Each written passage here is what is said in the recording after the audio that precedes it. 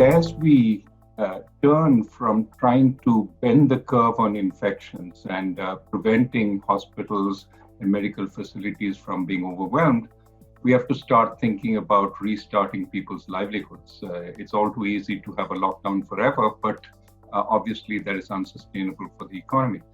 So it has to be a sequencing. First, the places where you can maintain distancing, and it's not just distancing in the workplace, it's also distancing to and fro from the workplace, the transportation structure. Do people have private means of transport, their cycles or their scooters, or even cars? Or do they depend on public transport? And if it's public transport, how do you maintain distance in public transport? So there's a lot of work that needs to be done, both on creating the structures, as well as ensuring at the workplace it is relatively safe, as well as ensuring if there are accidents, there are fresh cases, how do you isolate quickly without having to go to a second lockdown or a third lockdown? Those will be devastating if we have to go there. Take even a second lockdown, it means that you haven't been completely successful in reopening. And that raises questions of if you reopen again, will you go into a third lockdown? So it does diminish credibility. That said, I don't think we have to aim for 100% sort of success. That is 0 cases when we open up. That's unachievable. What we have to do is manage the reopening.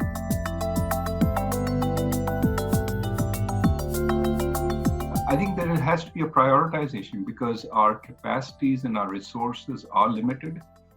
Certainly our fiscal resources are more limited than the West. So what we need to do is decide, how do we keep this economy together so that when we reopen up, it's sort of able to walk off the sick bed and not be impaired at that point. So most immediately, I think keep people well and alive. Food is extremely important. Reach it to every place. Places our public distribution system does not go. Amartya Sen and Abhijit Banerjee and I have talked about temporary ration cards, for example, for people who don't have access. But you have to treat this pandemic as a situation which is unprecedented. We have to break norms in order to tackle what is needed, while at the same time keeping in mind that there's an overall budgetary sort of limit. There are only so many resources we have. The efforts we made on direct benefits transfers sort of needs to be realized at this point. All the ways we transfer to relatively poor people, we need to take a call on that. We have different ways of accessing through widows' pensions, through the Manrega rolls, and we need to say, look, these are people who don't have a job right now, who don't have a livelihood. And for the next 3 or 4 months, while this uncertainty is on, we're going to support them. But in terms of the sort of priority, keeping people alive and keeping them from having to go onto the street, in protest or looking for work is probably useful at a time of lockdown. And so I think we need to find ways of getting both money as well as food through the public distribution system to as many of these people as we can. तो doctor राजन, कितना पैसा लगेगा गरीबों की मदद करने के लिए?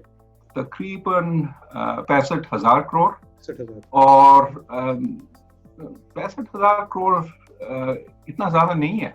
हमारा जीडीपी 200 लाख करोड़ है और उसमें 65,000 करोड़ इतना ज्यादा नहीं है, तो कर सकते हैं. और अगर ये गरीबों के लिए है और अगर उनका जिंदगी बचाने के लिए है तो करना चाहिए.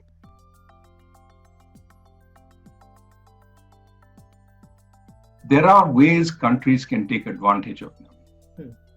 And what I think we can say is that there will have to be a rethinking of everything in the global economy once we are out of this.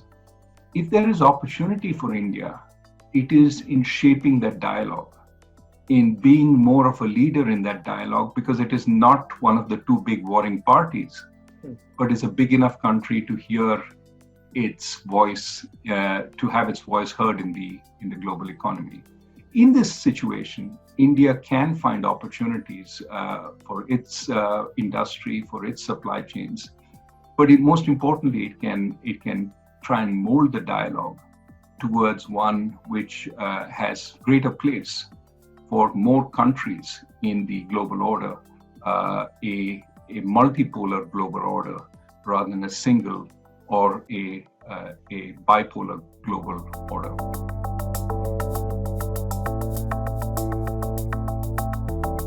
I do think there is a cause, and I think it is the global markets, right? There is a sense that if markets globalize, market participants, firms, for example, want to see the same rules everywhere. They want to see the same coordinating structure everywhere. They want to see the same government everywhere, because that then gives them confidence. That attempt at uniformity takes away power from the sort of local or national governments. Of course, in addition, there is the bureaucratic temptation to centralize. If I can grab the power, why not? And so that is a constant desire to, if you're providing funding to the states, here are the rules that you must obey in order to get this funding. Not, I will give you this funding, no questions asked, because I know you've also been elected, and you will have to have a sense of what is appropriate for you.